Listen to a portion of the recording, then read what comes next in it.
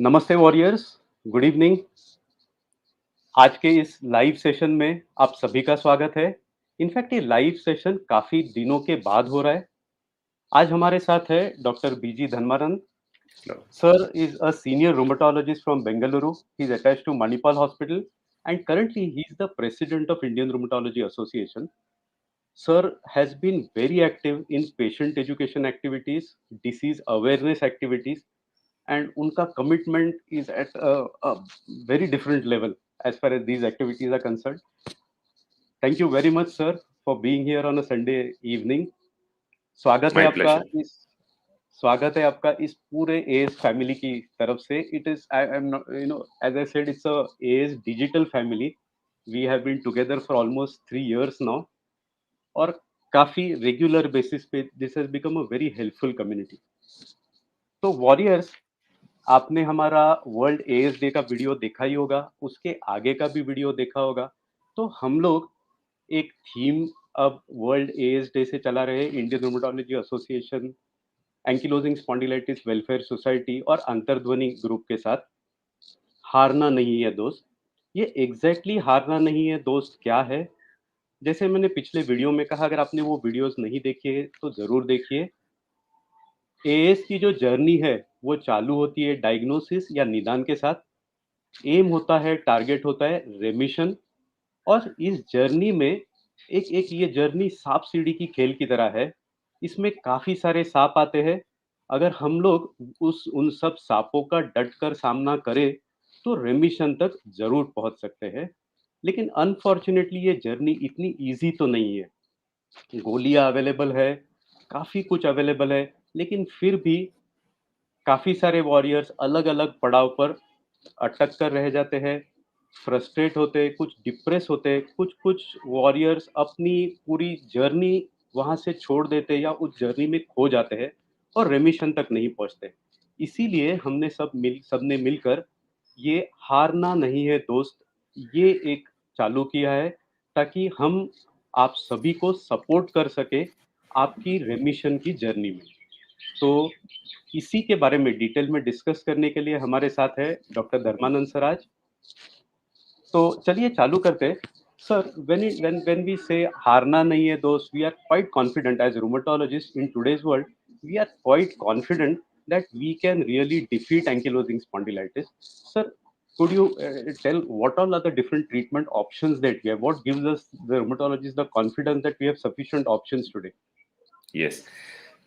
Thank you, Dr. Shashank, for asking me to be a part of this great movement. And as Shashank has been telling you in the last few minutes, the treatment of ankylosing spondylitis has turned actually very paradigm shift in the last 2 decades or so.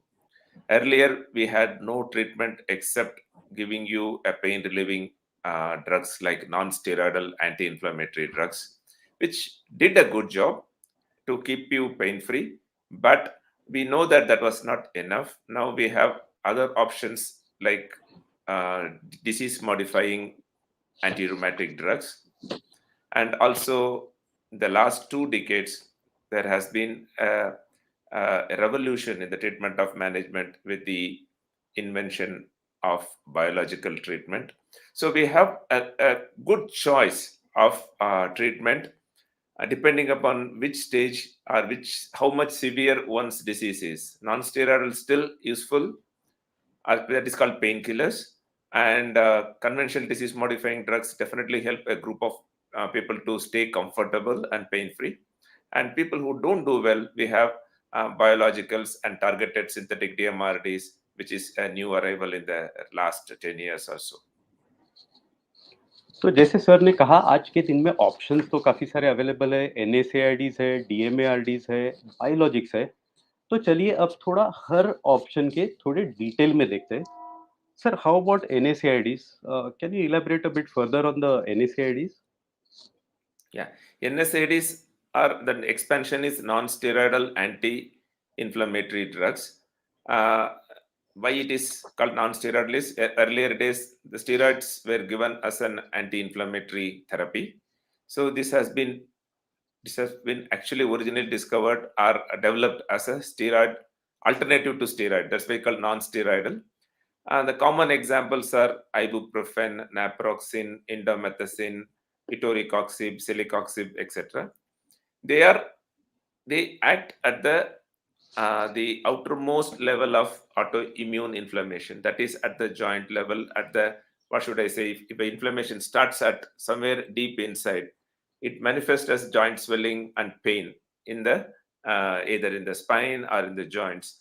So there, these non-steroidal anti-inflammatory drugs blocks a substance called prostaglandin and reduces the pain producing chemicals and relieves the symptoms, particularly pain and stiffness, which always trouble patients with ankylosing spondylitis. Sir एक question, sorry sorry sorry, go ahead, Go ahead. Very sorry sir. एक question जो warriors हमेशा पूछते हैं, are NSAIDs only painkiller? क्या ये सिर्फ painkiller है? Why do we use them? Yeah, it's a very good question, because it is called in popular language as painkiller. That the tag of a painkiller has stuck to non-steroidal. It is not a simple painkiller. It also reduces the inflammation, and if you take it continuously, by reducing the inflammation in the area where it matters, particularly the edges of the bones where inflammation starts and sometimes bone grows into that inflamed area. So by reducing the inflammation, you can reduce to a certain extent or arrest the progression, or slow down the progression of the disease. So it is not a simple painkiller. It is also useful to reduce your stiffness, and also to a certain extent it delays the progression of the disease. So it is not a simple painkiller. Like some people say, I can tolerate the pain, why should I take this medicine? So there is a role of taking this medicine, particularly in early stages. Many a time that alone may be enough, because sometimes inflammation can be of short duration, and you may get better in a month or two on your own many a times. Until then, we need to control the inflammation, and non-steroidals are an effective tool. Of course, we need to manage its minor side effects, and we have to be watchful about its side effects, but they are not simple painkillers as Dr. Shashank was trying to argue about. तो जैसे sir ने कहा, NSAID सिर्फ pain killer नहीं है। उनको भले pain killer, एक सिंपल प्लेन सिंपल लैंग्वेज में उनको पेन किलर ही कहा जाता है, लेकिन उनकी तीन प्रॉपर्टीज रहती है। एक पेन किलर या एनाल्जेसिक प्रॉपर्टी, सेकंड एंटीपायरेटिक यानी बुखार कम करने की प्रॉपर्टी जिसके लिए क्रोसिन, डोलो ये गोली यूज होती है, और तीसरा anti inflammatory property. Anti inflammatory property का ये है कि वो एक्चुअल जोड़ों की सूजन, जोड़ों का इन्फ्लेमेशन कम करती है, और एंकीलोजिंग में वो मेनली एंटी इन्फ्लेमेटरी प्रॉपर्टी के लिए यूज होता है। और एंटी इन्फ्लेमेटरी प्रॉपर्टी के साथ साथ जैसे इन्फ्लेमेशन कम होता है, उसके एनाल्जेसिक प्रॉपर्टी दर्द कम करने में भी डेफिनेटली मदद करती है। तो जब हम एनएसएआईडी यूज करते हैं तो ऐसा मत सोचना कि आप सिर्फ पेन किलर खा के चला रहे हो। उसमें एक्चुअल एंटी इन्फ्लेमेटरी प्रॉपर्टीज है। और जो बहुत अर्ली स्टेज वाला एंकीलोजिंग स्पॉन्डिलाइटिस होता है, नॉन रेडियोग्राफिक एक्सपा जिसे कहा जाता है, वो काफी बार सिर्फ एनएसएआईडी से ही ठीक हो जाता है। तो एनएसएआईडी बहुत इंपॉर्टेंट मेडिसिन है इसमें। अ, आगे चलने से पहले मैं क्वेश्चन, इनफैक्ट कमेंट है मधुमिता सिंह मोडक का। Sir, it is not easy to be a warrior in this field, it is hard to cope up with the situation we are facing, always a lot of battles between our body, our mind, other people. Sir, would you like to say something about it? Yes, I agree with you, Madhumita, if I have got your name right. And see, sometimes whether we need to fight the disease. See, the more you fight any disease, though it's nice to be known as the AS warriors, I have a slightly different take, because sometimes you fight anything, sometimes you can always get disappointed, you will always be worried. Sometimes accepting it, accepting that I have this problem, then I need these medications to get better. And your doctors will be able to give you as medicine and monitor for its safety. So if you are able to do that, then the mind accepts it slightly better compared to uh, uh, considering it as a disease I have to get rid of, I have to fight it, I have to fight it. So that can lead to frustration and irritation. And many times accepting that, okay, first embrace the disease, then it becomes your kind of a part of you, and and so that you become a person with a small disease rather than an ankylosing spondylitis patient. So in that way, you will be able to deal with the illness, with difficult illness. I agree with you 100%. It's a difficult disease, but it's a slightly change in mindset. How you look at the illness as a pest. If it is sitting, then we'd like to get rid of the pest all the time. Then because if it doesn't go away, we feel frustrated. Then if you accept it as a part of, if you have a baldness and if you accept it as a part of you, then you make peace with it, and you know what to do. You can, whenever if you want, you can wear a cap or you can have a wig or whatever. You can manage it and still live much more peacefully. Yes, Madhumita. Madhumita has been a regular viewer. Her comments are always there on most of the videos. Madhumita, both of us fully agree with you. In fact, every rheumatologist would agree with you. It's not easy to be, handling such a painful disease like ankylosing spondylitis at a physical level, at emotional level, personal level, social level, professional level. Obviously, there are a lot of problems, lot of challenges, and that's also the reason why we are trying to help to the best possible way we can with our videos and with these live sessions. And believe me, all of us, the entire AS family, Indian Rheumatology Association, Stand for AS, ASWS, Antardwani, all these group, all of us are with you to help you out of this. जैसा मैंने कहा, ये journey है निदान से लेके रेमिशन तक. मैंने पहले ही कहा, ये इतनी इजी जर्नी तो नहीं है. इसी में इन सांपों को डट के सामना करके हम लोग जीत सकते हैं, हमारे रेमिशन के टारगेट तक पहुंच सकते हैं. So I am sure you will also able to manage, and we are there for all whatever help you require. Sir, let's move on to sir NSAIDs में. Another common question is how long can one take NSAIDs. कितने कितने साल तक NSAID लिया जा सकता है? That's a good question. NSAIDs depends on the illness severity. Either you can use it for a short period to when there may be a month which is very bad and you would be very stiff and we have more pain, and you can use it temporarily in that scenarios. And in some, we can use it on a long-term basis, provided there is no other contraindications. You have a good kidneys, if your age is, if you are a younger person, generally people tolerate it very well, and we can use it for years together actually. And 15, but 20 years ago, people were using it for 20 to 30 years. Of course, a small percentage of patients used to get develop side effects, and majority of them would tolerate it acceptably well, because we started practicing 25 years ago. There was no other drug except NSAID. So people were managing with it, and we used to give them for years together. So it is a drug which can be taken on a long-term basis, but if somebody is taking it long-term basis, we need to be watchful about its long-term side effects. We have to monitor and watch for it. तो जैसे sir ने कहा, सालों साल भी NSAIDs ले सकते हैं. Ankylosing spondylitis probably one of the conditions है मेडिसिन में जिसमें long term NSAID scientifically prescribe किए जाते हैं. ऑब्वियसली जब ये करेंगे तो प्रिकॉशंस तो लेने ही पड़ेंगे. किसी के सुपरविजन में, आपके रूमेटोलॉजिस्ट के सुपरविजन में ले लीजिए. काफी सारे वॉरियर्स में देखता हूँ, एनएसएआईडीज के बारे में उनको ऑब्वियसली मालूम होता है और वो पेन रिलीफ भी देते हैं. तो वो कहीं ना कहीं काफी बार विदाउट सुपरविजन सालों साल लेते हैं. उसमें थोड़ा सा कभी प्रॉब्लम हो सकता है क्योंकि एनएसआईडीज अच्छे तो है लेकिन उनके पॉसिबल साइड इफेक्ट्स भी है. तो किसी ना किसी को आपके कंडीशन को सुपरवाइज करना चाहिए. तो आपके रूमेटोलॉजिस्ट को जरूर दिखाते रहिए ताकि वो इंश्योर करेंगे कि आपको उसके कोई साइड इफेक्ट्स नहीं होते. So what precautions can we take now that we know that NSAIDs definitely can cause a problem? What precautions can a warrior take?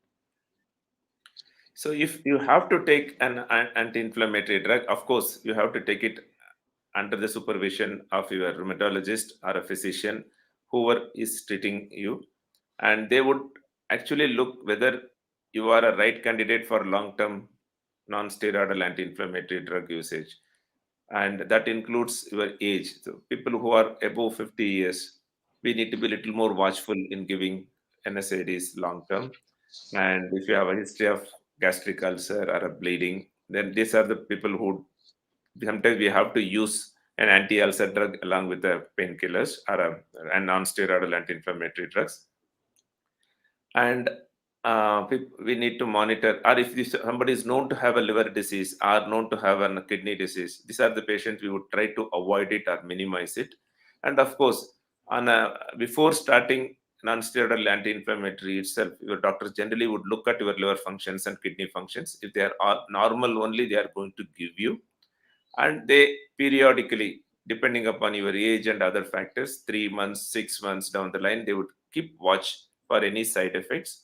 Then they have to decide whether to continue or not. If you are not able to continue for some reason, or if you are not a right candidate for non-steroidal, then they will start considering an alternate drug, which are called non-steroidal anti-inflammatory drugs sparing strategy. We don't want to give pain and anti-inflammatory, then what else we can do? So we start thinking on that lines. तो जैसे sir ने कहा, आपके rheumatologist को definitely time to time दिखाते रहिए, ताकि वो देखे एक तो आपको लॉन्ग टर्म एनएसएआईडी चलेगी या नहीं, और कुछ प्रॉब्लम्स तो नहीं है जिसमें आपको तकलीफ होने के चांसेस है, और वो टाइम टू टाइम ऑब्वियसली देखते रहेंगे। एक क्विक क्वेश्चन लेते हैं राहुल पटेल का, can we use AC? Rahul, AC definitely use कर सकते हो, कोई प्रॉब्लम नहीं। एसी का टेम्परेचर बहुत कम मत रखना, and secondly blast directly body पे मत आने देना, तो शायद इतना प्रॉब्लम आपको एसी का नहीं होना चाहिए। Let's move on to the next option. Sir, your thoughts on sulfasalazine, साजो या साज डीएस जो commonly warriors लेते हैं, your thoughts on sulfasalazine? Sulfasalazine has been one of the oldest anti-rheumatic drug, which is available in the market and still used since 19 SASD. Somebody has asked for SASD, Sazo, Salazar, Salazopyrin. These are all the few names of the same molecule called sulfasalazine, and which was in the market since 1940s. So originally used for rheumatoid arthritis, also found to be useful in ankylosing spondylitis. Particularly, it is useful in peripheral spondyloarthritis. That means if you have, apart from the spinal joints, if you have arthritis in the hand joints, ankles, knees, this is particularly effective. And though the Western literature says that it is not effective for spinal ankylosing spondylitis, many rheumatologists in this country, we feel that this drug can be used as a medicine which can help us to reduce the non-steroidal anti-inflammatory drug usage. And this is much more safer to use long run compared to non-steroidal anti-inflammatory drugs. So we have used it extensively, and most of the rheumatologists in our country believe that it is an effective drug.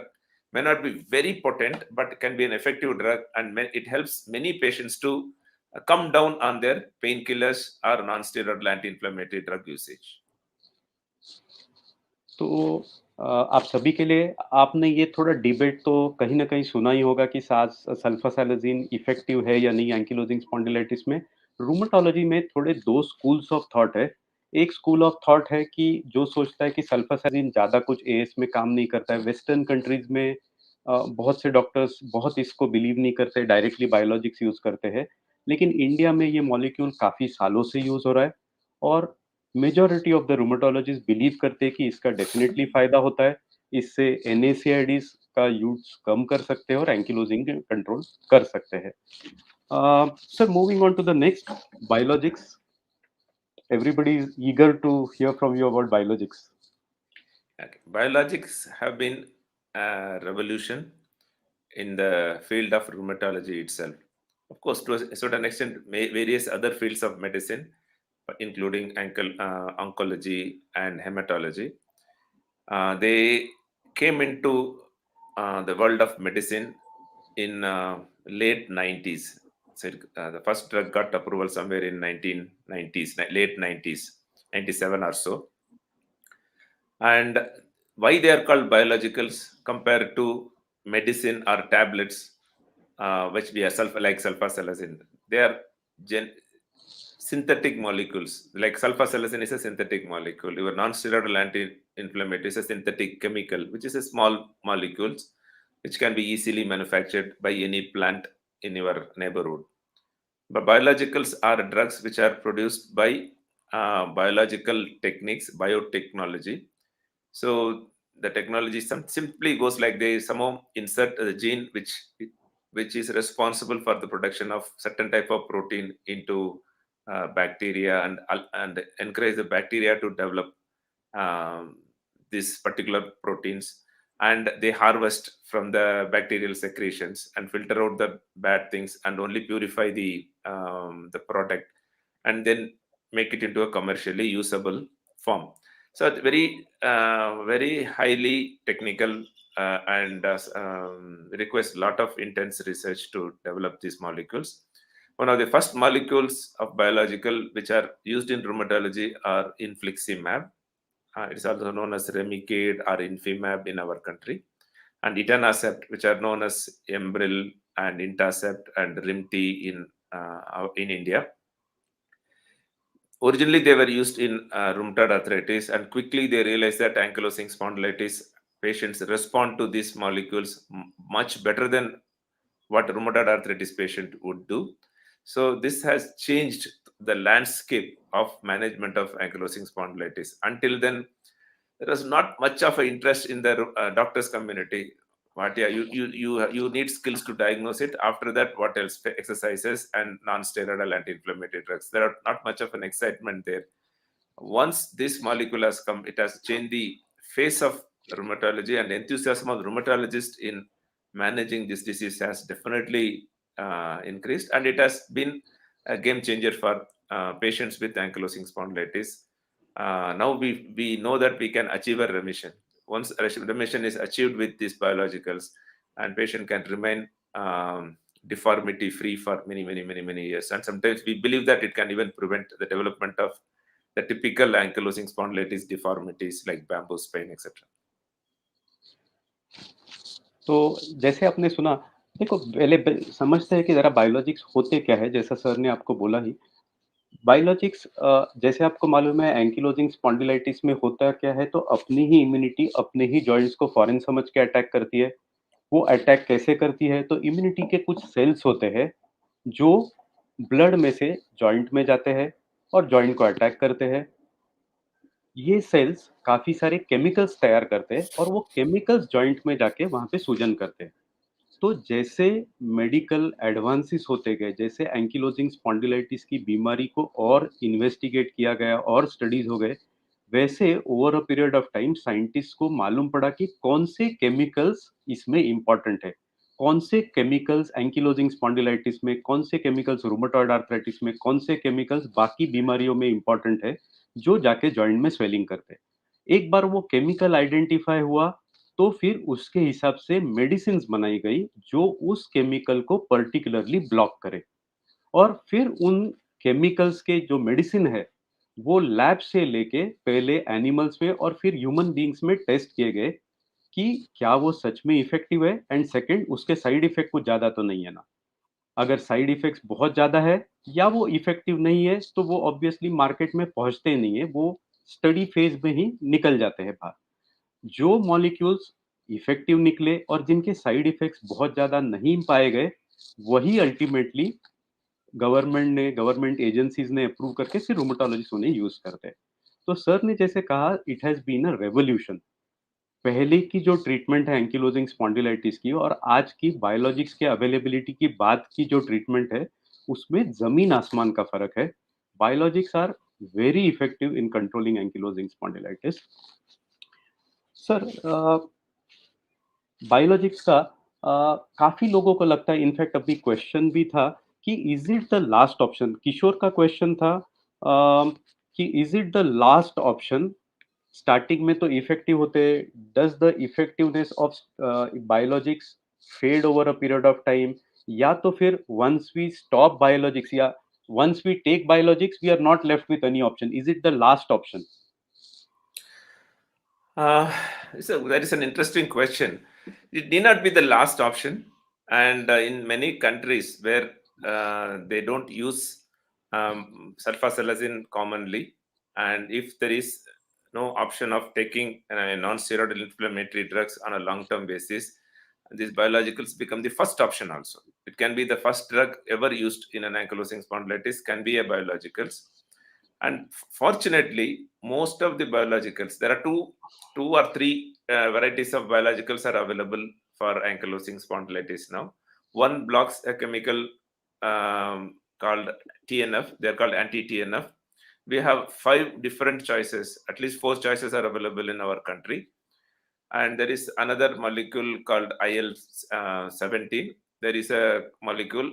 There are 3 molecules are available in the world, but we have one molecule in our country marketed. There is also a third molecule called IL-23 pathway, 12-23 pathway, that is ustekinumab, which is not yet available. So the 3 different targets for controlling the inflammation in ankylosing spondylitis.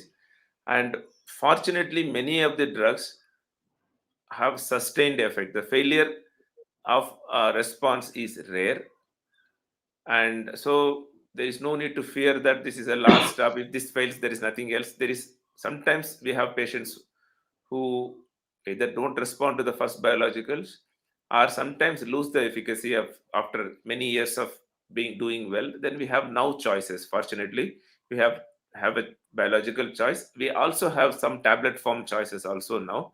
So people need not fear that once biologicals are taken, then we have lost all the hopes. No, it's not like that. The biologicals are the hope, and they are effective. And if you take regularly, many a times it can sustain you for many years. I have patients who are taking it for last now maybe from 2000 onwards. So it is more than 20 years people are on. They're still using. They have reduced the frequency actually. Instead of using etanercept once a week, now they are using once a month. With the once a month, they are fine. They are carrying on with their activity. There are few celebrities, so they all are doing well. So there's no need to lose hope. And by any chance one drug fails, there are other options available. There are choices. या तो sir ने जैसे कहा कि biologics बहुत सारे multiple biologics available है, ऐसा नहीं कि एक ही बायोलॉजिक है। तो जस्ट इन केस, एक तो फर्स्ट ऑफ ऑल जो आपने कहा लास्ट ऑप्शन, ऐसा तो नहीं है। It is the best option when correctly used, it is not the last option. तो वो लास्ट ऑप्शन वाला बात नहीं है, प्रॉपर टाइम पे यूज़ करो, it remains the best option. Uh, ये भी बात बराबर नहीं है कि ये यूज़ करेंगे तो बाकी कोई भी गोली बाद में नहीं चलेगी, ऐसा कुछ है नहीं। समझो बाय चांस एखाध बायोलॉजिक नहीं काम करता है, तो दूसरे ऑप्शंस भी अवेलेबल है, तो एक बायोलॉजिक बंद करके दूसरा बायोलॉजिक दे सकते हैं। तो ये तो डेफिनिटली आई थिंक ये आप मन से निकाल दीजिए। सर डज़ काफ़ी बार लगता है वॉरियर्स को कि हर वॉरियर को बायोलॉजिक लगेगा। Is it true? Does every ankylosing spondylitis warrior will require a biologic? No, no. See, ankylosing spondylitis is not like a one single disease. Everybody doesn't behave in the same way. It's like analogies can be diabetes. I think I'm sure most of you would have somebody in your family who might have diabetes. Some diabetics do very well with only diet control. There are some diabetics who would require minimum medications called metformin. There are few diabetics who require combination of multiple tablets. A very small percentage of diabetics will require insulin. Similarly, ankylosing spondylitis the spectrum of ankylosing spondylitis can vary. If I'm right, around 15 to 20% of the patients can be very progressive and they can go on to develop the typical deformities and stiffness of the neck and spine. So rest of the people will not develop. They may have very intermittent course. They can have a illness which lasts for a few months, a year, then become all right for X number of years, and again the disease can come. So many a times these patients can be managed only with non-steroidal, and there may not be need for anything more. So they will have 2-3 flares in their life, and which can be managed with non-steroidal or sulfasalazine sometimes. So there is no need to fear that every patient is going to require biologicals, and only if they don't respond to one or two non-steroidal anti-inflammatory drugs, or if it looks like they are very rapidly progressing. So in front of your eyes, the patient was walking, the next 1 month is struggling to walk, third 1 month is not able to sleep, then is not able to turn in the bed, then we know that this patient may be an aggressively progressive disease. And this we will introduce biologicals early. And many patients, maybe 70 to 80% of my patients are not on biologicals. Even somebody who can afford it also. They don't need it. So we can be reassured that not every patient requires it, and in those who require, it is a fantastic drug. तो कुछ questions लेते हैं sir. Suman Nayak questions है, sir I am taking etanercept since 4 years, still developing osteoporosis of the spine, not able to sit, it was working well initially, please advise how to prevent disease progression instead of biologics. I'm not sure. See, sometimes depending upon how at the timing of etanercept, when did they start? So if you have already gone into what should I say, progressive form of ankylosing spondylitis, if your extra bone growth and stiffness has already started by the time your etanercept has been started, it may not be arrest the progression totally. It may arrest the development of a new lesion and a new osteophyte. But if there is already an inflammatory process going on for X number of years before etanercept is started, it is not going to totally prevent a new bone formation. And I'm sure you are taking etanercept at a correct dosage and the correct duration. Many times, because of the cost consideration, we tend to space it out. Instead of taking it once a week, people take it half the dose. Sometimes they take it once in 2 weeks, once in 4 weeks. Then that efficacy comes down. And we have to always combine this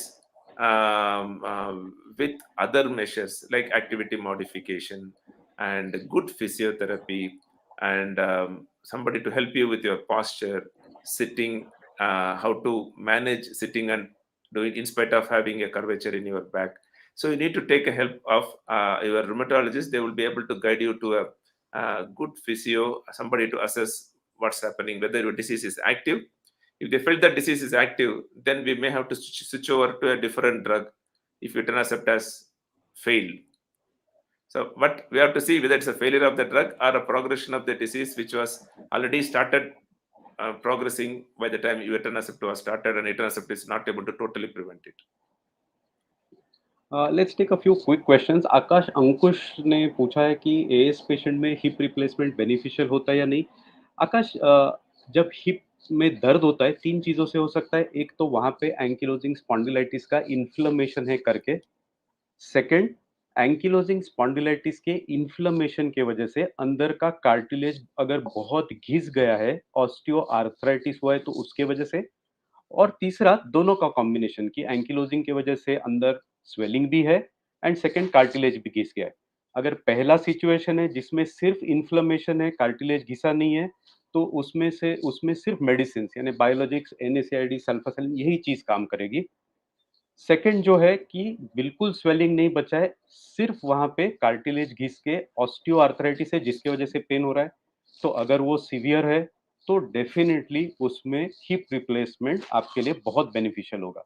और तीसरा जो मैंने group बोला जिसमें ankylosing spondylitis का inflammation भी है यानी एंकिलोजिंग एक्टिव भी है और आपको ऑस्टियोआर्थराइटिस भी है, उस सिचुएशन में आपको मेडिसिन भी लेनी पड़ेंगी। मेडिसिन से एंकिलोजिंग स्पॉन्डिलाइटिस की एक्टिविटी टाइट कंट्रोल करके फिर आप हिप रिप्लेसमेंट का सोच सकते हो। तो हिप रिप्लेसमेंट डेफिनेटली यूजफुल है, सिर्फ क्या सिचुएशन में उसके हिसाब से वो कैसे करनी है वो डिसाइड होता है। और एक क्वेश्चन लेते हैं आशीष। एडालिमुमैब 40 mg इंजेक्शन लेने के बाद 15 दिन तक इन्फ्लेमेशन और पेन कम हो जाता है और 15 दिन के बाद दोबारा स्टार्ट हो जाता है। Sir, would you like to take this? Yes, this is a common scenario. See, it means that there is an active inflammation going on in your spine, and adalimumab works for about 15 days. So it is, see, you have to understand that these drugs are not curative drugs as of now. They control the inflammation very well, and they control the inflammation at a higher level compared to non-steroidal anti-inflammatory drugs, so that when you use adalimumab, your requirement for non-steroidal inflammatory drugs drastically come down. But still we are not able to get to the top and remove the cause. That is still not possible many a times. So there will be a period when there is lot of disease activity going on. This is the time you have to stick to 2 weekly regimen. Otherwise, there will be a yo-yo. There will be a period of good control, then again uncontrolled disease activity goes on. This kind of a disease situation, your disease can progress inside. So we need to be very tightly control the inflammation. And if you stick to it for maybe 6 months down the line or 1 year down the line, we can try to see whether you can space it out a little bit. Then you realize that now we are not able to take it beyond every 2 weeks. Maybe after 1 year, you may be able to manage every 3 weeks or every 4 weeks. So this is, we have right now in your situation, you have to take it every 2 weeks so that inflammation is tightly controlled. और कुछ quick questions लेते हैं। प्रथमेश भोसले का question है, can inflammation in body can cause weight loss? Yes Prathamesh, uncontrolled कोई भी बीमारी हो, कोई भी आर्थराइटिस हो या फॉर दैट मैटर बाकी भी कोई बीमारी, जब वो अनकंट्रोल्ड रहेगी डेफिनेटली वेट लॉस कर सकती है।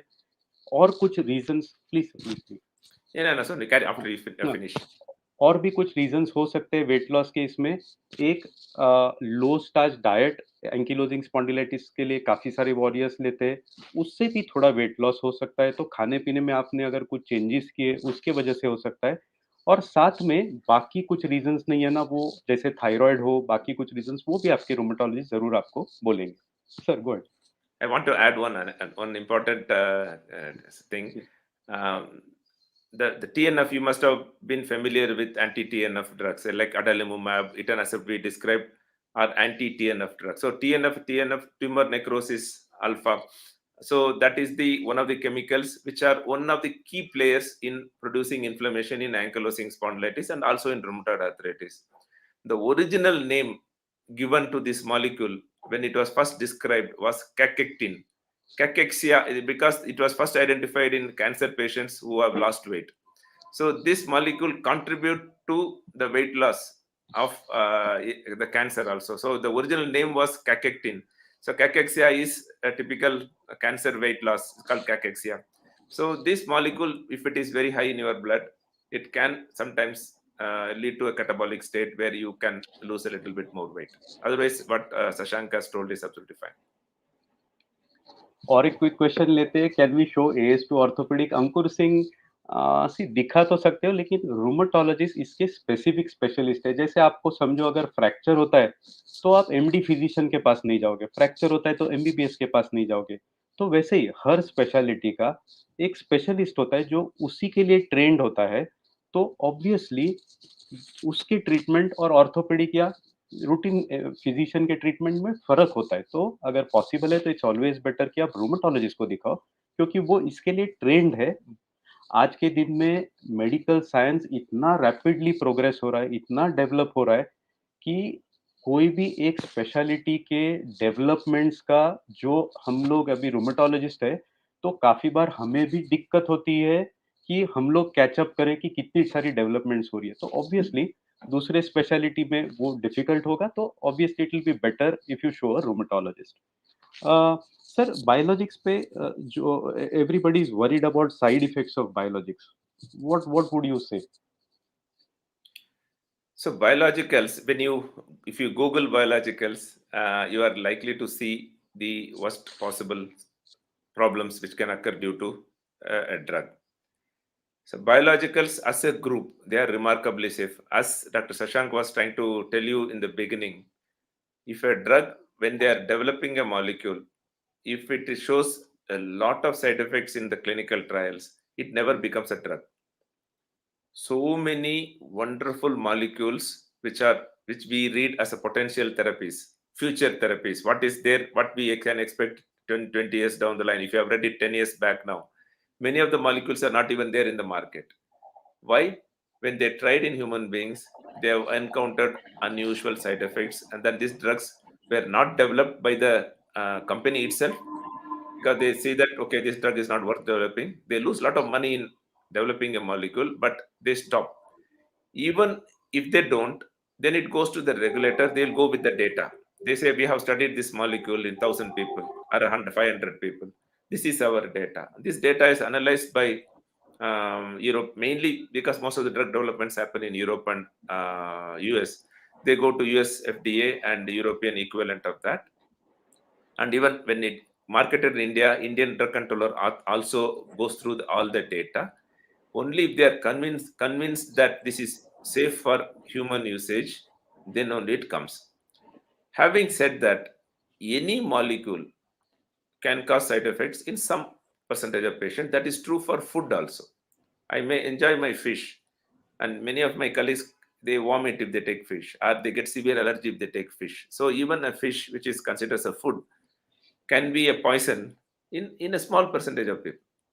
So major side effects occur in 2 to 3% of the people who take biologicals. Rest of the people, side effects are sometimes minor side effects do occur, but major side effects where it forces us to stop the drug occurs only in not more than 2, 3, 4% of the patients. Rest of the people can take safely.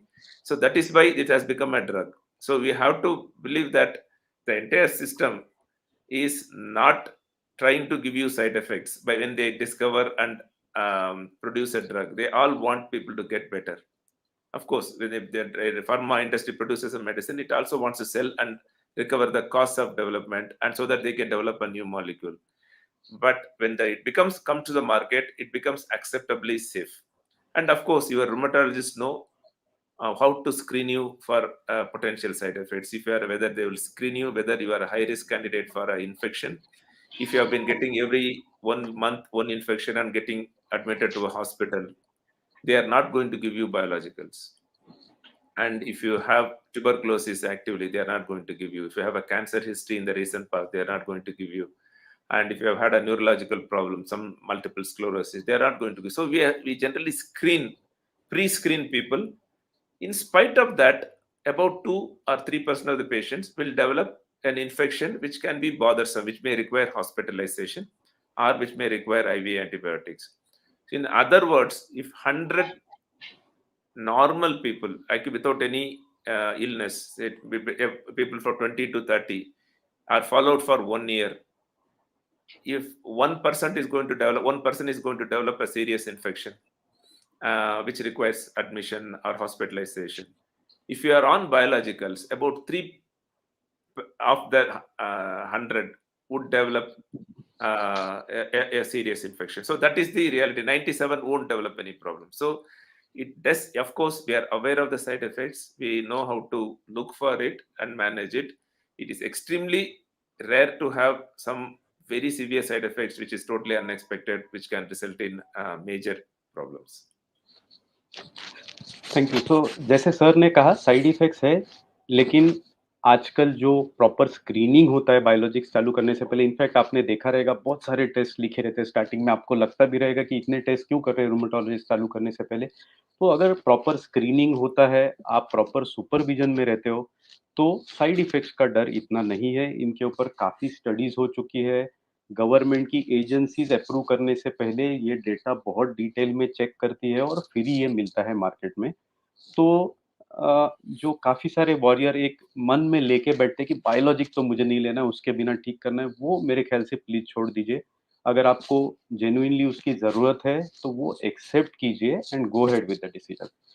Sir, in the video that we had for World Ankylosing Spondylitis Day, you had mentioned something really useful and really good, that we, warriors with biologics can actually get back the cost of biologics when they are using it. I would really like you to, get into details of this. This is something very important for the warriors. Yes. So, in and if you have severe uncontrolled ankylosing spondylitis, and if you don't take biologicals, many a times it affects our ability to function optimally. You may cling on to the job somehow, but you may not accept a promotion because that promotion or that job may require running around all over the country or traveling in an aeroplane frequently, or you may refuse an opportunity to go abroad with a higher pay. So because you feel that you have ankylosing spondylitis, I may not be able to do my work. So if you use biologicals, you feel normal again. And once you feel normal again, you have the josh to okay, take on the world and say, okay, I got a new job, let me take it up. That's going to increase my salary by say 20% or 30%. You will take up the job. You will climb up the ladder in your organization. Otherwise, you will get stuck at this lower level because you are happy, because you don't want to move around. You will be happy with the job which is giving you a basic income. So with ankylosing spondylitis very well controlled, it gives you the confidence to take up new challenges, go up the ladder, take up new jobs, switch jobs, which gives you higher salary, sometimes go abroad for a much better salary. All these decisions, you would keep it on hold. If you are not on biologicals, if you have severe pain and you still require somehow surviving with non-steroidal and sulfasalazine, then you are stuck there. So with biological, if you spend about 15,000 rupees, probably you will make 30,000 rupees more by getting a much better job. So you would probably net can be profit. Thank you very much, sir. This was a wonderful thought for the warriors. अगर आपने पहले के live sessions नहीं देखे warriors, तो एक live session है doctor BD Pandey के साथ, वो डेफिनेटली सर्च कीजिए। सिर्फ इसी मुद्दे पर हमने ऑलमोस्ट 1 से 1.5 घंटा बात की है। अगर समराइज करके बोलूं, मैं एक एग्जांपल दूं आपको। एक शॉपकीपर वॉरियर है, उन्हें काफी एक्टिव एंकिलोजिंग स्पॉन्डिलाइटिस है। अगर वो एंकिलोजिंग स्पॉन्डिलाइटिस को कंट्रोल नहीं करते हैं, तो कंडीशन ऐसे हो जाती है कि वो शॉप खोल भी नहीं सकते। दिन भर सोते रहना पड़ता है। घर का टेंशन, फैमिली का टेंशन, बच्चों के एजुकेशन का टेंशन, लेकिन इतना पेन होता है कि वो दुकान उनकी खोल ही नहीं सकते। तो उनका अदरवाइज महीने का इनकम होता है शॉप से अराउंड 25,000, और अगर वो जा ही नहीं सकते शॉप को, तो इनकम ऑब्वियसली ज़ीरो हो जाती है। तो समझो, अगर ऐसे इसमें अगर वो बायोलॉजिक लेते हैं और समझो 10,000 रुपीज़ उनका बायोलॉजिक में पर महीना जाता है, तो कैलकुलेशन सिंपल है। ज़ीरो इनकम से अच्छा 25,000 माइनस 10,000, 15,000 इनकम तो आ रहा है बायोलॉजिक लेके। तो प्लीज़, सिर्फ बायोलॉजिक एक्सपेंसिव है और ऐसे करके छोड़ना नहीं है। उनके बारे में डिटेल में सोचो कि आज एंकिलोजिंग स्पॉन्डिलाइटिस की दर्द के वजह से आप क्या-क्या नहीं कर पा रहे हो, जो अदरवाइज़ कर सकते थे, नॉर्मल होते थे तो। और उसमें आपका फाइनेंशियली कितना लॉस हो रहा है। ऑब्वियसली सोशल, इमोशनल वो बात अलग, लेकिन फाइनेंशियली भी कितना लॉस हो रहा है, और फ्यूचर में आपका प्रॉब्लम कैसे हो सकता है। मैं हमेशा मेरे पेशेंट्स को बोलता हूँ, एज़ अ वॉरियर आप हमेशा कल की बात सोचते हो, मेरा ये हफ्ता कैसे जाएगा, मेरे 10 दिन कैसे जाएँगे, मैं नेक्स्ट महीने में मुझे वेकेशन के लिए जाना है, मैं जा पाऊँगा कि नहीं। लेकिन एज़ रूमेटोलॉजिस्ट हम लोग 6 महीने के बाद का देखते हैं, 1 साल के बाद का देखते हैं। जब सामने वॉरियर रहता है, तो हमारे दिमाग में हमेशा ऐसे चलते रहता है कि अगर इसकी कंडीशन ऐसे ही अनकंट्रोल्ड रही, तो 6 महीने में ये कहाँ होगा, नेक्स्ट 1 साल में ये कहाँ होगा, शायद ये चल भी नहीं पाता रहेगा और पूरा घर बैठता होगा। तो हमेशा जब आप रूमेटोलॉजी से डिस्कस करते हो, सिर्फ ये एक्सपेंसिव है करके यहाँ पे बात खत्म की, ऐसे प्लीज मत करो। रूमेटोलॉजी से समझ के लो कि अगर ये ऐसे ही चलते रहा, तो नेक्स्ट 6 मंथ्स में क्या हो सकता है, नेक्स्ट 1 ईयर में क्या हो सकता है, आपका फाइनेंशियली लॉस आज कितना हो रहा है, कल कितना हो सकता है। एंड फिर वो सब चीजें साथ में कंसीडर करके फिर आप बायोलॉजिक्स का हमेशा डिसाइड करो। एक क्विक क्वेश्चन लेते हैं। अनीता निकम का क्वेश्चन है, प्रेगनेंसी में एंकिलोजिंग स्पॉन्डिलाइटिस की कौन सी टैबलेट लेनी चाहिए sir? This is an important question, particularly though the disease occurs in men more than women. Women do get this illness, and it can occur during their prime of their life. Many times they would be planning for a pregnancy. There are few drugs which can be safely used. One drug is sulfasalazine, which has been extensively studied in pregnant women, both in rheumatoid arthritis and spondyloarthritis, and also a disease called ulcerative colitis, which has been safe. So that's one drug. Another is some of the biologicals like etanercept is they're very safe and you can be taken throughout pregnancy and that you can remain reasonably symptom free. Unfortunately, many patients during pregnancy, the disease itself can calm down a little bit so that nature helps you to manage the pregnancy reasonably well, sometimes even without medications.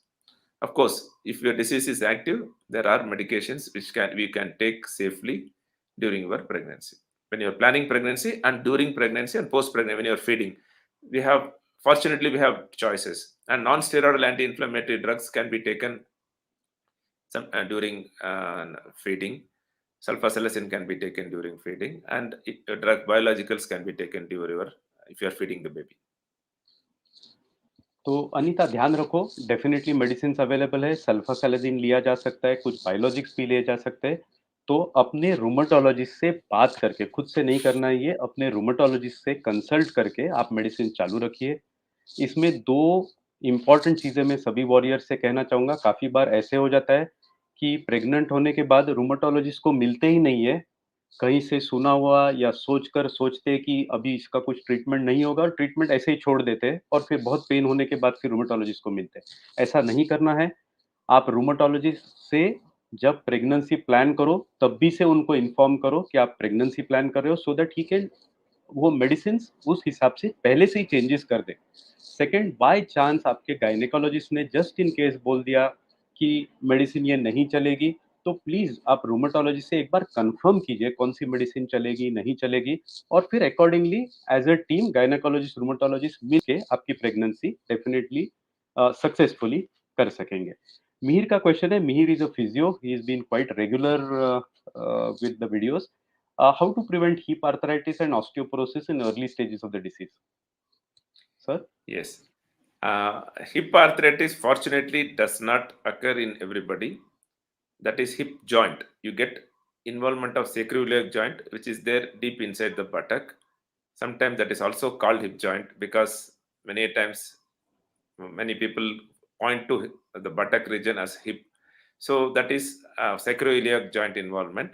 The hip is in the groin, and hip joint involvement is not common. It is more common in ankylosing spondylitis, which starts at an early age, which it starts in an adolescent age group. These are the boys and girls who might develop ankylosing as a hip involvement.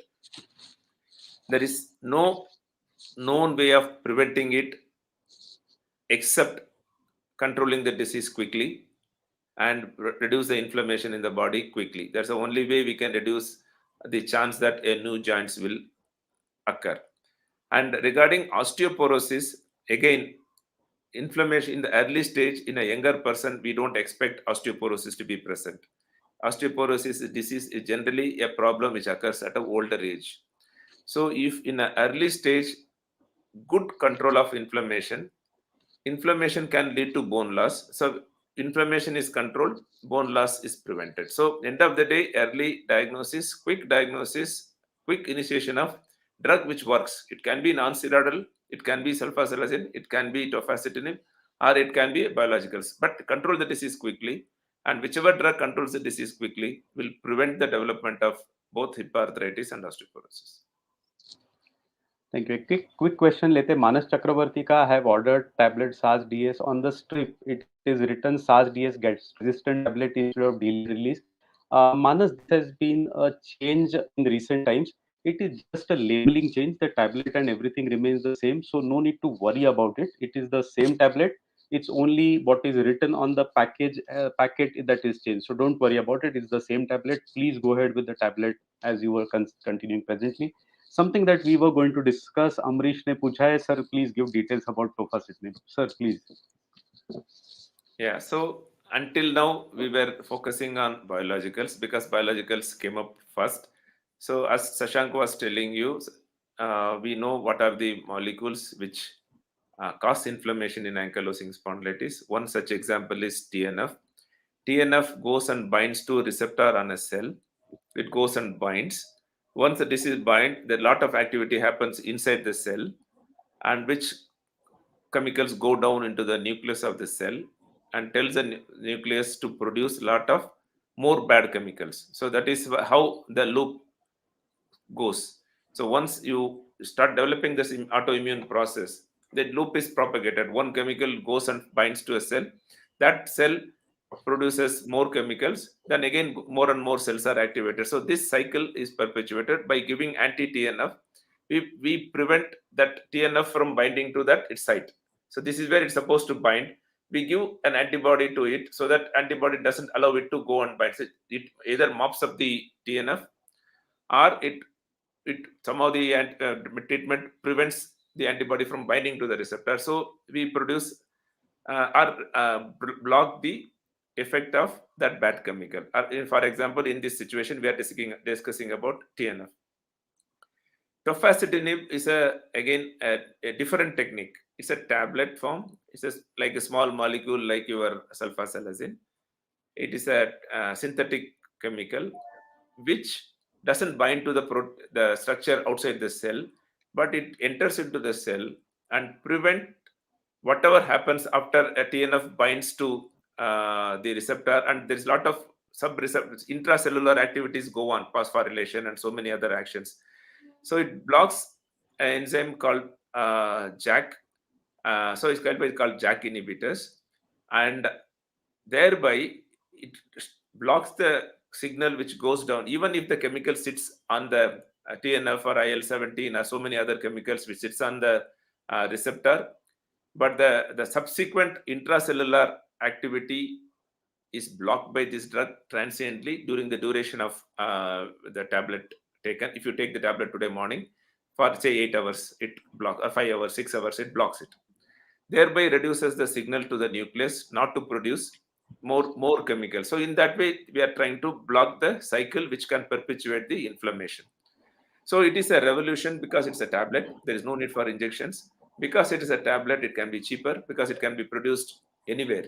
Your neighborhood pharmacy, if there's a small drug manufacturer, they can manufacture it provided they know the technology. So it's a simple drug. The cost can come down. And is it safe for long term? Of course, this is a new molecule. We are still learning, and it's available in the market for 10 years. There are few signals that there is a slightly higher risk of infections, particularly herpes zoster. And again, the incidence is not more than 3 out of 100. If 100 patients are on tofacitinib, up to 3% of the patients can develop a serious infection, compared to when you are not taking, 1% develops a serious infection. So it slightly increases it to from 1 to 3, not 1 to 30 or 1 to 50. So it is a remarkably safe drug. And of course, your rheumatologist should be able to choose the right candidate.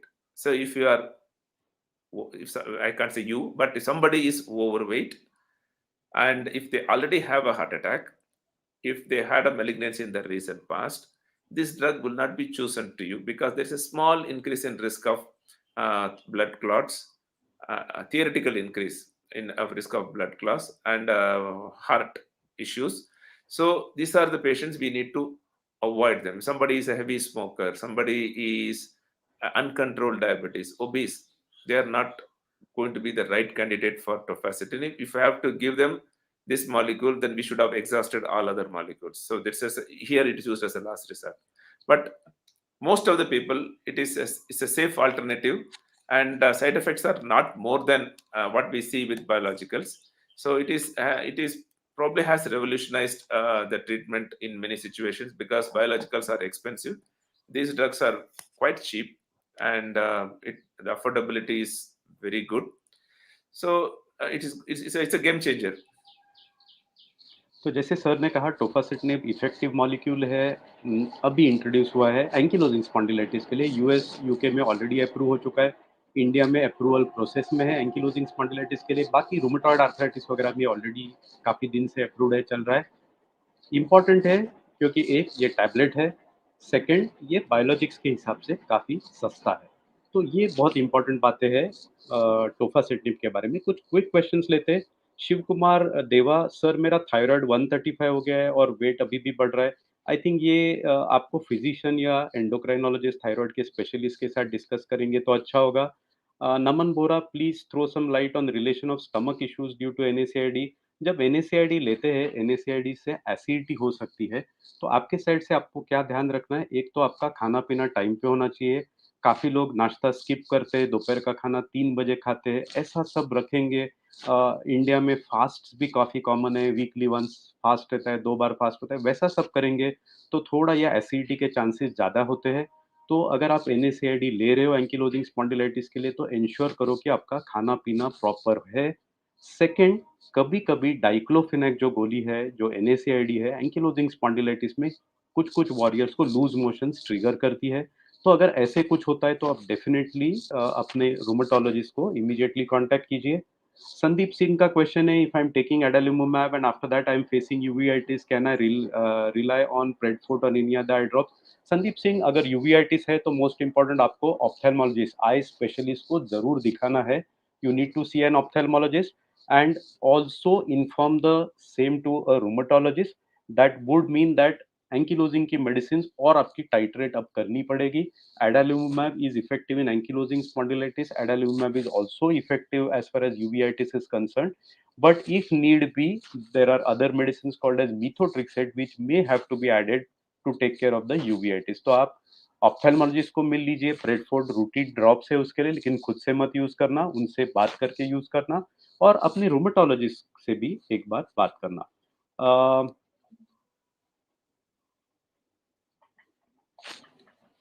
Let's go to the next this thing. Sir, there are definitely some warriors who have been seeing a rheumatologist, taking treatment, lekin they still have persistent pain. What could be the reasons and what best they can do for this? See, the persistent pain is not due to one disease or one problem alone. So one type of pain we call as a nociceptive pain, or the pain which arises due to inflammation which happens in the joints or a spine or a ligaments, which happens in ankylosing spondylitis. This pain is generally well controlled with non-steroidal anti-inflammatory drugs and biologicals. And once you start using the drug, your pains would come down, and your blood test also, inflammatory markers like ESR, CRP would come down nicely. In spite of that, if you have continuous pain or a persistent pain, then your doctors will start looking for alternative cause for pain. One example, Dr. Shashank already told you, if there is a hip joint damage, if the cartilage is already damaged, you can have hip pain in spite of taking your adalimumab, or your inflammation is controlled in the body, blood tests have become all right, you still have pain because this pain is due to damage. When you are walking on a damaged joint, whether it's a hip or knee, it is going to hurt. If it is severe, if it is not controlled well with simple medications, activity modification, then the solution there can be surgery. There is another reason, sometimes, very rarely, some people can have a low pain threshold. Sometimes pain threshold comes down. So what I mean by pain threshold is they hurt little more easily for normal stimulus. So as if there is a fan switch. Sometimes switch, if 1 to 3 it goes, or 1 to 4 it goes, fan rotates faster. So your pain threshold also can slightly change, and you start feeling pain much more easily. So this condition is called fibromyalgia, or chronic low pain threshold state, which can occur due to many reasons. It can occur due to some trauma and some stressful events. It can be an accident, physical stress, or a mental stress. And sometimes it can happen sometimes for unknown reasons. Sometimes it can happen post COVID and post infections. So there are multiple reasons, much more common in women. So they can hurt almost everywhere, not only in the joints, they will hurt in the neck, they hurt in the hands. This type of pain requires a different strategy. And sometimes a depression, which can occur due to the chronic illness, difficulty in coping up with a difficult illness, and then the depression can lead to low pain threshold, and that can bother the patient much more than the ankylosing spondylitis pain. So it is your doctor's duty to look for alternative explanation for pain. And sometimes, very rarely, that the current medication which you are using probably is inadequate, it is not able to control the disease, then your doctors will switch over to another molecule which acts in a different way. So there are, if your doctor should be able to identify what are the reasons why your pain is persisting despite taking so-called effective treatment. Hope I'm clear. तो जैसे आपने sir ने कहा, सी एक मन में algorithm में बोलता हूँ वो रख लीजिए और आपके रूमेटोलॉजिस्ट से प्रॉपरली ये डिस्कस कर लीजिए।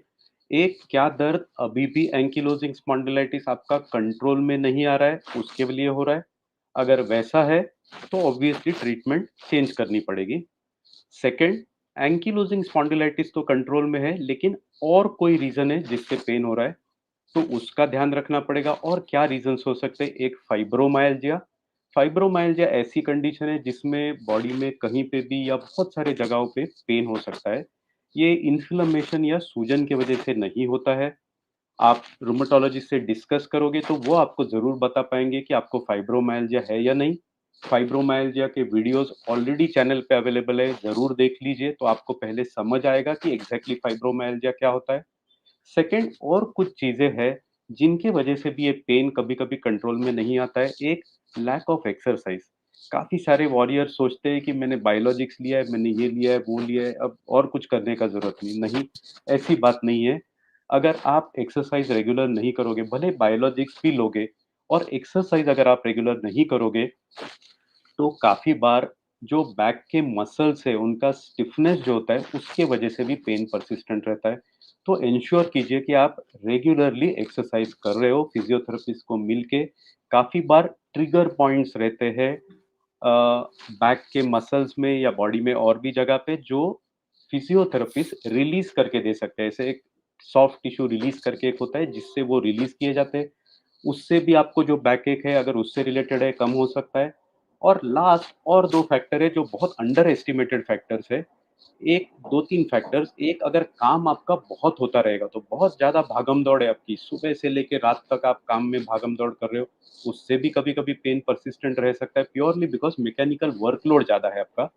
सेकंड, अगर आपकी नींद बराबर नहीं है, आइदर कम है या तो फिर प्रॉपर नहीं है। कुछ लोग हैं जो जस्ट 5 घंटे सोते हैं, साढ़े 4 घंटे सोते हैं, रात को 1 बजे सो जाते हैं, फिर सुबह ट्रेन पकड़ना होता है तो साढ़े 5 बजे उठ जाते हैं। अगर वो रहेगा तो भी बॉडी को सफिशिएंट रेस्ट नहीं मिलता है, पेन होते रहेगा। वो भले एंकिलोजिंग से रिलेटेड ना हो, लेकिन बॉडी तो पेन करती रहेगी। आपको तो लगेगा मैं बायोलॉजिक्स ले रहा हूँ, ये ले रहा हूँ, वो ले रहा हूँ, लेकिन पेन कैसे नहीं जा रहा है? तो ये इनएडिक्वेट स्लीप या पुअर क्वालिटी स्लीप भी पेन परसिस्टेंट रख सकता है। एंड लास्टली और एक चीज, स्ट्रेस। आइदर पर्टिकुलर कोई चीज उसका स्ट्रेस या एंकिलोजिंग स्पॉन्डिलाइटिस का ही स्ट्रेस, या कुछ कुछ वॉरियर्स बहुत सेंसिटिव रहते हैं। किसी ने कुछ कह दिया वही दिमाग में चलते रहता है, 4-5 दिन वही चालू है। थोड़ा लेट हो गए टेंशन हो गया, फोन नहीं आया टेंशन हो गया, काम टाइम पे खत्म नहीं हो गया बहुत एंग्शियस हो गए। तो ये भी एक रीजन है जिसमें परसिस्टेंटली यहाँ वहाँ पेन हो सकता है। तो ये बाकी रीजंस है, तो ये आपको बैठना है, खुद को थोड़ा टाइम देना है और देखना है कि इसमें से कुछ और हो रहा है क्या आपका। अ, कुछ quick questions. Ankur Singh Rathore, now tell about the latest medicine tofacitinib we have already spoken about. Kadke Nishant, is why is haemoglobin low? Sir, would you like to take that while taking AS medicines? Hemoglobin can go down due to multiple reasons. The disease itself, if it is active, we call anemia of chronic disease. So that could be one of the reasons. Some patients with ankylosing spondylitis can have what is called as ulcerative colitis or Crohn's disease, which can be sometimes very mildly symptomatic or asymptomatic. They also can lose little bit of blood in their stools, and which won't look like a blood. So they lose micro hemorrhage into the that can reduce the hemoglobin. And if you are on regular non-steroidal anti-inflammatory drugs, in small percentage of patients, it can lead to gastric erosions, and that can lead to a little bit of blood loss. These are the three common scenarios where your hemoglobin can come down due to ankylosing spondylitis medications. Sulfasalazine very rarely can cause hematological side effects. That's the reason your doctors always check your blood after 4 weeks after starting the medicines. And once we know that it doesn't produce any hematological problem, then they will relax and do it every 3 months. But the every 3 months test always looks for any hematological side effects like low hemoglobin or low WBC counts or low platelets, which are rare, but it can occur. And biological drugs are again generally hemoglobin improves after you take the biological drugs because reduction of inflammation, hemoglobin increases. But sometimes paradoxically it can have hematological side effects, drugs like tofacitinib. So drugs can be a cause.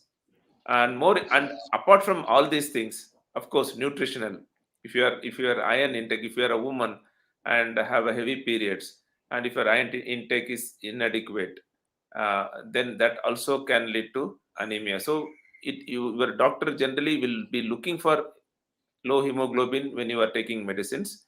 If it is found, they will look out for a cause, which can be anemia of nutritional cause, or anemia of, if you have a rural areas, lot of people have a worm infestation, which can lead to anemia.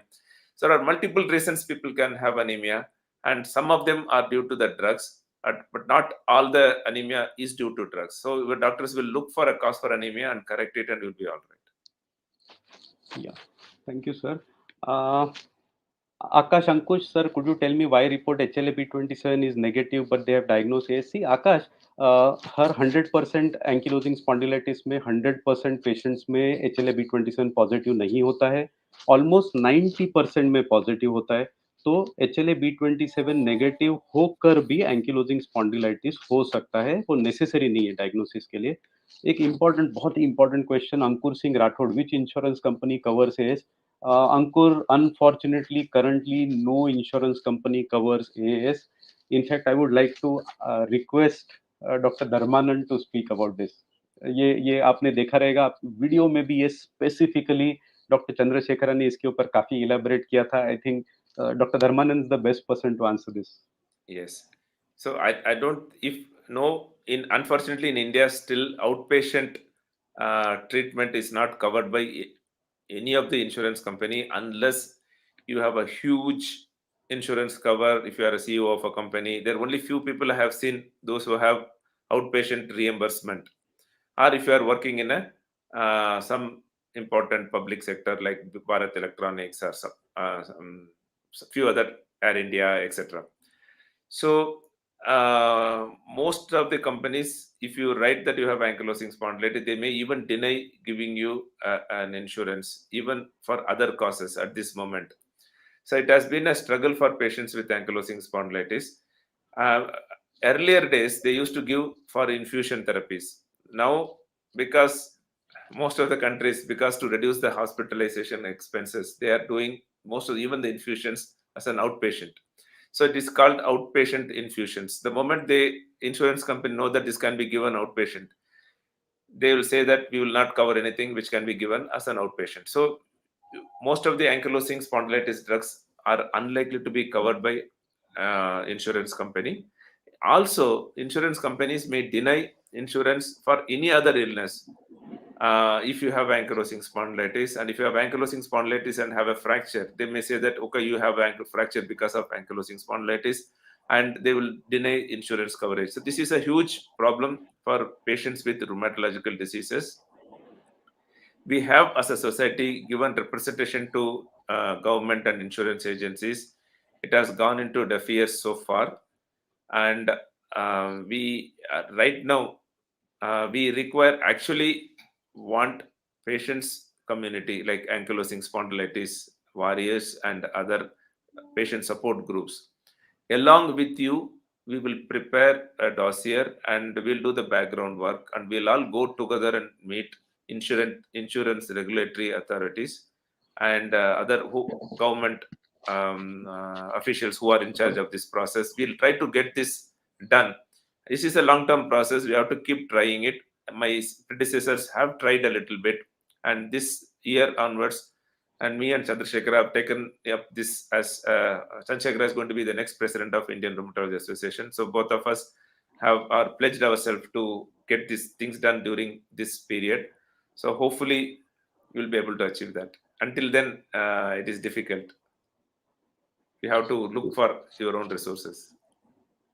तो जैसे आपने सुना, as a society, as rheumatologist community, Indian rheumatology association definitely try कर रहा है इसके लिए. हमें भी मालूम है कि आज के दिन में गवर्नमेंट स्कीम्स में भी काफ़ी सारे एंकिलोजिंग स्पॉन्डिलाइटिस कवर नहीं होता है, इंश्योरेंस कंपनीज कवर नहीं करती है. तो हम डेफिनेटली इसके ऊपर काम कर रहे हैं. हमें आपके सपोर्ट की ज़रूरत है. बहुत से बार ऐसा होता है कि गवर्नमेंट को जब डॉक्टर्स अप्रोच करते हैं तो गवर्नमेंट को लग सकता है ऐसा कि इनका कुछ वेस्टेड इंटरेस्ट है इसके लिए कर रहे हैं. लेकिन एज पेशेंट्स अगर आप अप्रोच करोगे गवर्नमेंट को, through the medium of patient organisations, तो ये डेफिनेटली बड़ी हेल्प होगी इवन इंडियन रोमेटोलॉजी एसोसिएशन के लिए ये कॉज को आगे बढ़ाने के लिए। कुछ क्विक क्वेश्चंस लेते हैं। सोनभद्रा का क्वेश्चन है, क्या होम्योपैथी या आयुर्वेदिक मेडिसिन से रेमिशन में जा सकते हैं? सोनभद्रा, देखो, वी आर नॉट स्पेशलिस्ट, हम आयुर्वेदिक या होम्योपैथी के स्पेशलिस्ट नहीं है ये क्वेश्चन आंसर करने के लिए। सिर्फ इतना बोल सकते हैं कि एलोपैथी में बहुत स्टडीज होती है और स्टडीज की वजह से एग्जैक्टली मालूम पड़ता है कि कौन सा मेडिसिन रेमिशन दे सकता है, कौन सा मेडिसिन नहीं दे सकता है। होम्योपैथी आयुर्वेदिक में इफ एट ऑल ऐसी स्टडीज नहीं है, तो इसके लिए बोलना मुश्किल है और हम उसमें एक्सपर्ट नहीं है, तो ये क्वेश्चन शायद हम लोग बेस्ट तरीके से आंसर नहीं कर सकेंगे। Arya music, sir, how many stages in ankylosing spondylitis? Sir, would you like to go for that? How How many many stages are stage there in? In ankylosing? Can you explain? Yeah, so ankylosing spondylitis, there's no actually defined stages or something like that, but we can divide it into early and somewhere in middle and late stage. Early stage is where you start developing back pain or a buttock pain. Sometimes it can start with a peripheral joint, even in childhood. It can start with joint pain, which affects the ankle, heel, knee joints. 3, 4 years they get better. Then again at adolescent they get that buttock pain, which comes and goes, comes and goes. This is an early stage where the doctors would find it difficult to diagnose because they don't see anything in the x-rays, they don't see anything in the sometimes in the bloods. So unless the doctor is aware of this disease entity, the diagnosis can miss. And many of the time the patients respond to simple treatment, so it can go on for years together before they develop more persistent disease. That can be, we can call it as a middle level, middle stage disease. And there they will have more persistent symptoms. MRI starts showing, MRI, it definitely, X-ray may show. If X-ray doesn't show, MRI will show evidence of inflammation. And it is still a reversible stage. It's a stage, if you control the inflammation very quickly, we can arrest the disease there. You may end up with mild limitation of neck movement or a back movement, but functionally you can gain a lot. We may be able to arrest the progression to a certain extent. We can't promise that it won't progress at all, because the inflammatory process which were initiated in the past will sometimes, the damage will continue to happen in that areas. So damage we cannot prevent. So that's why we say earlier we control the inflammation, we can prevent long-term consequences. So inflammation multiplied by time is equal to damage. Once damage happens, it is permanent. So the last stage, late stage, is the inflammation goes on for many years without adequately getting controlled due to various reasons, access issues, fear, because of the fear, patient might not have taken medicine, fear of medications, fear of side effects. And there are a lot of people say that allopathic drugs are toxic. That concept has gone into a lot of people's mind. They get too scared of medicines, but endure deformities. So they're scared to an extent that they don't mind becoming crippled, but they don't take the medicine. So these kind of situations allow them to progress and becomes late stage, where they you develop all the typical signs of ankylosing spondylitis, where it is there in the Google. If you somebody with a stiff neck, bent body, and who requires replacements of the joints. So these are the roughly 3 stages in a lifespan of ankylosing spondylitis. As I told you earlier, not everybody reaches the third stage or a last stage. So only 20% of the patients will become ultimately with the permanent deformities. So there is a hope. तो एक बहुत अच्छी sir ने बात कही, inflammation into time is equal to damage. अगर inflammation आप uncontrolled रखोगे over a long period of time, damage will set in. ये जो इन्फ्लेमेशन है आग की तरह है। अगर आग आप जितना देर अनकंट्रोल्ड रखोगे, जितना टाइम जाएगा वैसे आग की वजह से चीजें जलकर खाक होते जाएगी। जो जलकर खाक होता है वो डैमेज जैसा है, इन्फ्लेमेशन आग जैसा है। तो इसमें सबसे बेस्ट ये रहेगा कि एट द अर्लीस्ट इन्फ्लेमेशन को पूरा कंट्रोल में लिया जाए। एट द अर्लीस्ट जो चीज़ें करनी पड़े वो करके रेमिशन को एम किया जाए। एक बार रेमिशन में पहुंचो तो डैमेज होने का चांसेस कम रहेगा। एक लास्ट क्वेश्चन लेते before we really wind up, क्योंकि बोलते-बोलते ऑलमोस्ट 1 घंटा 20 मिनट हो गए। Sir, one more question, Ankur Singh sir, AS progression is it low after 40 years? As the age increases does AS settle down? It's a difficult question to answer. Most of the ankylosing spondylitis starts in an early age, mostly in the adolescent age group in boys. And it is rare for ankylosing spondylitis to start after 40 years. It is rare, though it can occur even at 70 years, it can occur at 80 years, but it's little rarer. But the disease which has started in 20s, actually, if it progresses, it shows all the problems at 40s. So the disease which starts at 20, if the inflammation goes uncontrolled, as I was trying to explain, at 40 they are at their worst level stage. Most of the people would have become permanently stiff in many of their joints. And even if it starts at 40, it can still progress. So I don't think we can reassure, okay, I have become 40, disease will stop. Probably it won't. It won't. So disease which has started, it can go on. Sometimes it can, see the disease, the autoimmune diseases are sometimes funny, and it can be there can be phases of increase in disease and decrease in disease. For some reason, the body can, see, body constantly tries to overcome this autoimmune process. Sometimes body can succeed for many years. So 2 years of bad disease and they can remain well for 5 years. Then again it can start again. So it can lull us sometimes. Okay, disease is gone, but it can come back.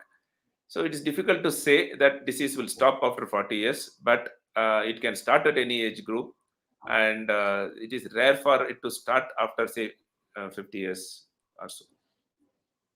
Yeah, some final questions. क्या मोदी जी और योगी जी को as के संबंध में letter निकलना चाहिए? Sonbhadra please लिखिए। तो ऑब्वियसली शायद आपका डिमांड कंसिडर होगा योगी जी या मोदी जी से।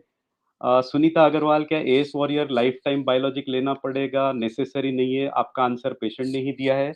मनु कुंडू ने आंसर दिया आपके क्वेश्चन का। I was in a biologic adalimumab 40, then the gap between the injections increase gradually, now my doc has advised me to stop biologic because I am in रेमिशन।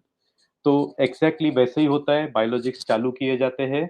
अगर आप remission में हो तो स्लोली उसको space out किया जाता है, 15 दिन के जगह पे 3 हफ्ते में, 1 महीने में, 1.5 महीने में, और बाद में अगर रिमिशन कंटिन्यू रहा तो वो बंद भी हो सकते हैं। तो लाइफ लॉन्ग लेना चाहिए ये तो डेफिनेटली नेसेसरी नहीं है। इनफैक्ट क्वेश्चंस काफ़ी सारे हैं। आई एम सॉरी, सबके क्वेश्चन शायद मैं आंसर न कर पाऊँ क्योंकि ऑलरेडी 1 घंटा 20 मिनट से ज़्यादा हो चुका है। बिफोर वी साइन ऑफ, दो लास्ट क्वेश्चन धर्मानंद सर आपके लिए। Some of the AS warriors feel that there is no treatment, there is no cure for AS, and they are lost. Either they have seen somebody who has informed them that there is no treatment, which is obviously not the correct thing, or some of their relatives, some friends may have informed, or they may have come across this information on the internet. Sir, what is your message to them? We are looking at harna nahi hai dost, and they can definitely get into the Yes, mainstream and yes, conquer. yes, yes, yes. So sometimes some of the what should I say, superstition can continue. So 20 years ago, apart from anti-inflammatory drugs, maybe 60, 70 years ago, there were no drugs. And until 20 years ago, there was anti-inflammatory drugs, but beyond that, there was nothing. So doctors used to say, is there any other medicine? So I have painkillers, you take the painkiller and be comfortable. We don't have any other medicine. So that was what probably my father is a doctor in 40s and 50s. He would have told the patients.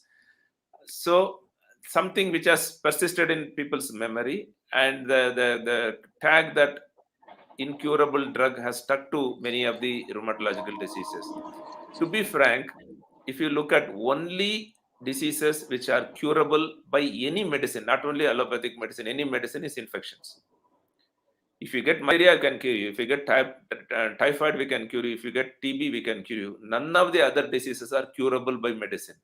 Either they are self-limiting, like your neck pain. I am little stiff in the neck today, so that can go away tomorrow or day after tomorrow without doing anything. It is self-limiting disease. No doctor is curing me. I may give the credit to Dr. Sashank, who has suggested me some medicines today. I may give the credit, but actually it is a nature, body heals itself. That is, they are called self-limiting diseases. All other diseases, including diabetes, hypertension, heart disease, fits, whatever disease you think about, they are all not curable diseases. They are long-term diseases. So you have diseases which are curable, which are infections, or surgically treatable disease. If you have a tumor, you can get it off by surgery. Second category is self-limiting. The third category of diseases are long-term diseases. All other diseases which occur in human beings belong to the third categories. So ankylosing spondylitis is not alone there. So we have treatment. The no cure doesn't mean that there is no treatment. And with the current available treatment, we can induce drug-induced remission. That means you can function totally normally without having any symptoms of ankylosing spondylitis with appropriate treatment. Either it be non-steroidal, can be sulfasalazine, can be tofacitinib or biologicals. So be cheerful, don't get into a negative mode. There is no treatment for any diseases your mom and dad has as well. They are on diabetic, they are hypertensive, they are taking medicine, they are happy. So we can also take our medications and be happy and successful in our life. Never lose hope. तो warrior, जैसे आपने सुना, हारना नहीं है दोस्त। आज के दिन में डेफिनेटिवली मेडिसिन्स अवेलेबल है, उतना इंफॉर्मेशन अवेलेबल है जिससे आप एएस को ज़रूर हरा सकते हो। हम सब आपके साथ हैं। इंडियन रूमेटोलॉजी एसोसिएशन, सब rheumatologist, stand for AS, ankylosing spondylitis welfare society, Antardhwani, हम सब आपके साथ हैं। तो एक ही चीज़ याद रखेंगे, हारना नहीं है दोस्त, झुकना नहीं है, इसे ज़रूर हरा के रहेंगे। धन्यवाद आज हम सभी से जुड़ने के लिए। अगले हफ्ते ज़रूर मिलेंगे और एक वीडियो के साथ। एंड मैं जितना हो सके आपके सभी क्वेश्चंस तो मैं नहीं ले सका, लेकिन मैं ट्राई तो करूँगा कि बाद में जितने हो सके मैं आपके क्वेश्चंस के आंसर चैनल पे ज़रूर दूँ। Thank you very much. Thank you, sir. Thanks a lot. Your presence means a lot, and taking time out on a Sunday evening, really thankful to you, grateful to you on behalf of the entire ACE family. Thank you. My pleasure. My pleasure.